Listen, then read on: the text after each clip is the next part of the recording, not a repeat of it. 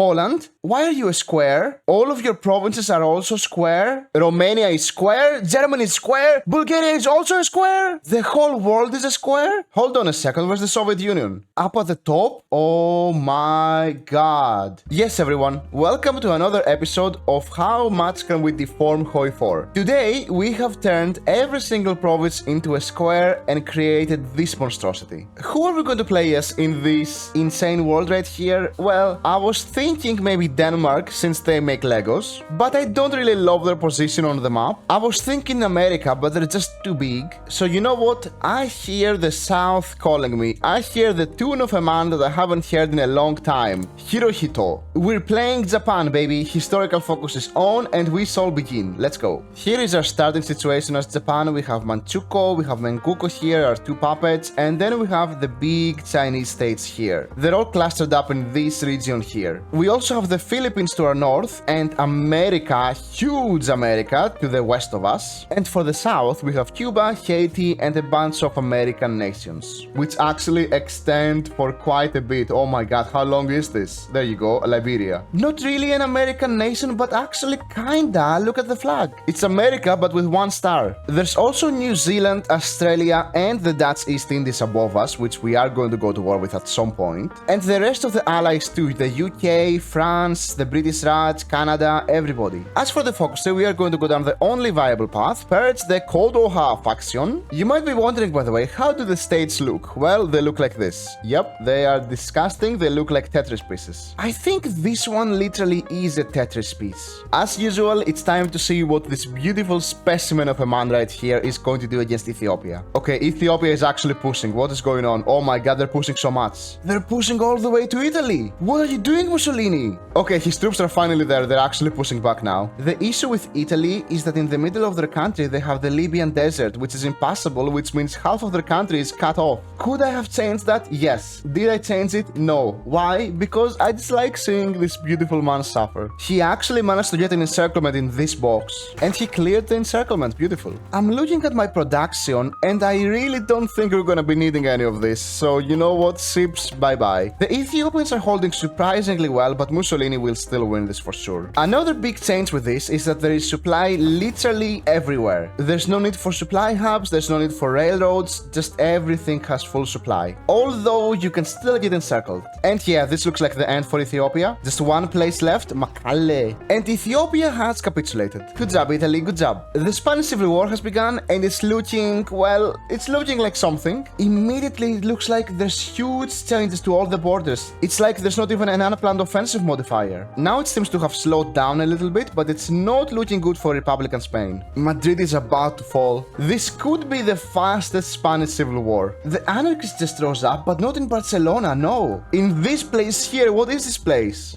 Aragon. I don't think they'll be able to do a lot of things here, but they do have a lot of mountains to defend. Yeah, so the nice thing with everything being a square means you can clearly see the terrain of each province. Like, this is a mountain, this is plains, this is a forest. Excuse me? Carlist Spain, what are you doing here? And just as I thought nationalist Spain had it in the bag. This has actually changed the course of the entire war. It actually looks like Carlist Spain is winning. Never mind, Carlist Spain is encircled in 1, 2, 3 areas.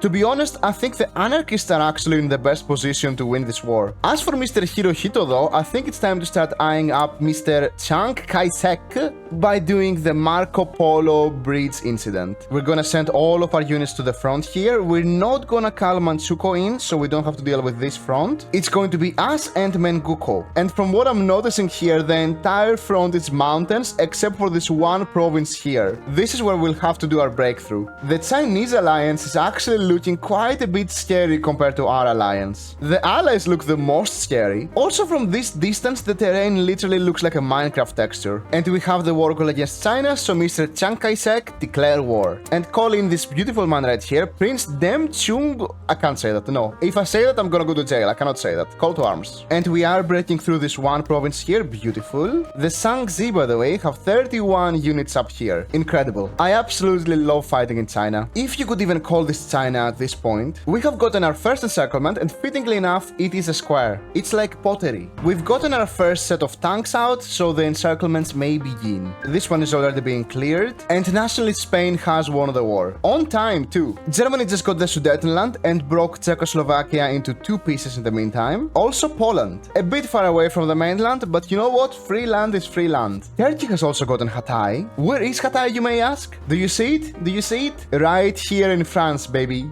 You know, encirclements with this are maybe a bit too easy, because I can just click here, go a straight line down, and there you go. Boom, encirclement. We're about to take Nanjing, their capital. The fall of Nanjing, beautiful. And the war looks like this right now. We still have a lot of China to go. Germany just got Memel, but I'm trying to find where Lithuania is. Here it is, right next to Poland actually. Memel is in a weird position, but Lithuania is still the same, kinda. Another encirclement done, and we can just literally go up with the tanks and clear it. That's beautiful. There's literally almost no Chinese troops left here. All the remaining troops are gathered up in the north. This is just free to take. What you're seeing here is basically what I've been doing for the entire war. I pin down the Chinese units, I go around them with my tanks, and then they are encircled. Beautiful. Okay, is anybody else getting chess vibes from this? This is basically moving your pawns in chess. Poland just refused the ultimatum, so things are gonna heat up a lot in the north. And the war has begun. It's looking like this for now. Germany has to deal with France up here, and the British Raj down here, so it's quite a big front. China is about to capitulate, 98%. And since they're about to capitulate, we might as well go for the Philippines. Hold on a second, what just happened? Excuse me? Why did America join the Allies? Why am I at war with them? It's only 1939, I don't know what's going on. Well, that's gonna be a bit of an issue considering Chicago is right next to Tokyo. We're gonna have to set a defense line here and just pray that China capitulates quickly. The fall of Tokyo, oh no. Okay, China has capitulated. We made all of China our puppet because we need all of the equipment we can get right now. And now we need to send everybody to the front. All the green lines here actually look like the things you see on motherboards and GPUs. The Soviet-Finnish war has just begun. I'm not certain who's going to win this. The Soviets are pushing here though. Germany doing some tiny pushes into India and some small pushes into France. Literally one square. The situation in Japan has been salvaged. All of our units are here. We only lost Tokyo. It could have been way worse. And we've completed our first encirclement against the Allies. Beautiful. But we still have a long way to go to reach the end of America. Oh my god, it's literally never ending. We need to go from one end of the map to the other end of the map. And the Soviets won the Winter War and the borders are looking like this. Finland has been split into 2 pieces and the Soviets too actually, so it's quite fair. I just found out, by the way, the most square country of them all is Bhutan right here. Literally a perfect square, a box. We're employing a new strategy in the US-Japanese war called the line. So we have a line of troops and it goes up and up and up and up and up until it encircles everybody. And it has encircled everybody. Beautiful. And now, just like in chess, we send them in a straight line. This is actually really satisfying to look at. And the Philippines has capitulated, so now we just have to clear all of this up. Germany is finally going for the Benelux, but they're just not pushing enough. Even when I'm distracting them down here, Germany is actually being pushed by the Netherlands. Hungary just joined the Axis though, so maybe they can push against Poland now. So far though, it's not looking that good for Germany. It looks like Germany really benefits from being in Europe because they can just get France quickly. In this world, since they can't capitulate France, they're just stuck here. The encirclement here is cleared, so now we can set our eyes on America. Although we're being attacked here by the Dutch East Indies and Mexico, but I think our puppets can hold it. I hope. Italy finally joined the war. Let's see if this can turn the tide, because Germany is actually being pushed all the way to Berlin. Oh my god, Italy! They're single-handedly saving Germany. The fall of Pearl Harbor? I forgot I set the order for my tanks here. Oh look, Honolulu. It looks like our puppets could in fact not hold back the Dutch East Indies and Mexico. So we are going to send a general here and hopefully he can deal with the situation. Brazil also just joined the Allies, and what is this? Why are they at war with the Soviet Union? Because the Soviets declared on Poland. That means the Soviets are going to go to war with the Allies soon. This map is about to look way worse. Germany is actually pushing a lot through the Benelux. Why do we have a few provinces here? I'm not entirely certain. And the Soviets are now at war with the Allies and they're taking so many blocks. And by using the Soviet distraction, we have taken all of South America. Well, South USA America. Well,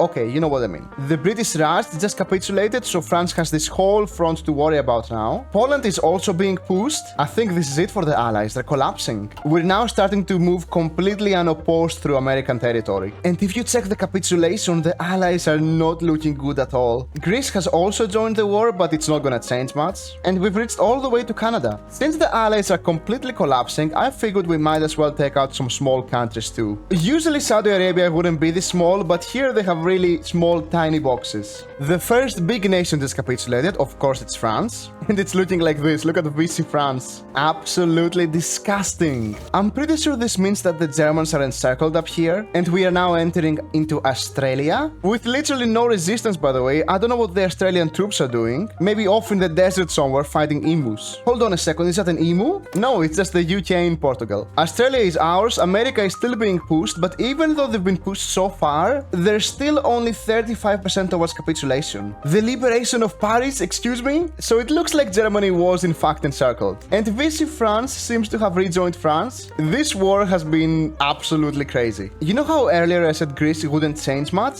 Yeah, they're actually pushing Italy. Only 3 provinces away from Rome. Oh, look at that, we're finally touching with Italy. We've taken enough small nations here, so I think we're going to focus on beating America. Our tanks are in position, so let's start the battle plan, and it is going. Actually, where's Washington? All the way up here, huh? I wonder what would happen if I just right-clicked over here, and I just watched the tanks go. And they are going quite fast, huh? Beautiful. Let's also do some small detours for the VPs. And Washington has been taken. Beautiful. And that was the last VP we needed, so America has capitulated. And our name is all the way up here now? What do you mean? What about all of this land here? Now to deal with the UK, which is not in the best position, and the allies have capitulated. And look who's #1 in the score. It's Japan, baby. The peace deal is finished and it's looking like this. Is it disgusting? Yes, very much. Germany, though, doesn't look that bad, and Switzerland in the middle is actually historical. The UK is still alive, by the way, in Christmas Island. For some reason, though, they've turned fascist. Well, there's only one thing left to do now, and that is to reach the end of the world. The Soviet edge, baby, Leningrad. There's actually quite a lot of VPs here, which means we're going to have to reach all the way to the end. Mr. Stalin, justify war goal. Germany just gave away half of Poland, and the borders look... yeah, they look like this. Our war goal is ready, so Stalin, declare war. And our tanks are absolutely destroying the Soviet lines. It's not even close. First encirclement already, and we're about to pull off the big one. All of this is about to be encircled. It has been encircled. It's actually not that many units now that I'm looking at it, but there's 2 ways to judge a HOI4 encirclement. One is by unit size, one is by land size. And by land size, this is really good. Now to draw the attack line all the way to the end. I'm pretty sure this is the longest line ever drawn in HOI4. It barely even fits on the screen. Another big encirclement about to be completed. It's really weird fighting this north in the map. I can literally see the border of it. The units are literally sitting next to the border of the whole map. And this is pretty much how this is going to go. We're going to keep moving forward, keep doing encirclements until we reach Moscow. This goes to show that without the winter and the attrition, the Soviets are not that difficult. Gimme, encirclement, beautiful.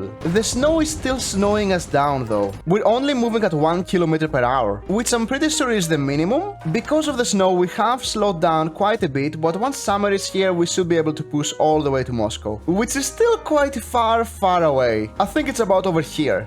So I just noticed we have quite a bit of an equipment deficit. Oops. The Soviets have somehow started pushing me through this area. I'm not really sure how they've done this. Let's just send an army group here to deal with them. We've reached Vladivostok. We must be so close now, right? Right? There it is. Oh my god, we're so far away. We've taken Mongolia, we've taken Tanutuva, we've done encirclements, but they keep finding men. Our units in the west are finally reaching the front. Took them almost half a year. It takes so long to move through this that it's almost winter again. Are we even halfway? I think we are. I'm pretty sure we are. Maybe a bit more than halfway. Our weapon issue is being solved, thankfully. It has gone back down to 74,000. And somehow the Soviets keep finding more and more troops. I'm just sending this one tank in a straight line. I'm not sure if it's a good idea, but we're so close to Moscow now. The interesting thing is that even though we're missing so many big VPs like Moscow, like Stalingrad, even Leningrad, they are still 66% towards capitulation. Moscow has been taken, so they should capitulate any second now, and the Soviets have capitulated them. You can't really see them though because of the UI at the top. Here it is, baby, the edge of the map. And our name is looking like this. Half of it is in the ocean. I've broken HOI4 so many many times now, but I've never seen this. Beautiful, magnifique. And finally, to achieve box supremacy, we need to take out Germany. To do that though, we have to move all of our troops all the way back, which is going to take, yeah, quite a while. We got the war goal, but our troops are still on the way. All of our infantry here is going to try to hold back Germany as much as they can, and our 50 tanks here are going to try to blitzkrieg all the way to Berlin. So Mr. Adolf, declare war. It's going quite well so far. We're pushing into mainland Germany. Berlin is still a bit far away, but this is nothing compared to where Moscow was. And Germany is about to fall. The scary thing with all of this is that if they took one province here, this whole area would be encircled. But thankfully the AI is gonna be the AI. And Germany has capitulated. Our name is still not fixed, so maybe taking out Italy is gonna help. We've taken Rome, so Italy should fall any minute now. And the Axis is done. It's over. Now is taking everybody going to fix our name? I have no clue. Let's see. It has in fact made it even worse. Beautiful. So what could happen if every province turned into a box, a square, a rectangle, whatever you want to call it? It would be a mess. An interesting mess, but still a mess. A big thanks to the members of the channel and a huge thanks to Dizon and Mapping Night. If you'd like to become a member, you can press the join button below. Thank you very much for watching. I love you very, very much, and goodbye. Mwah.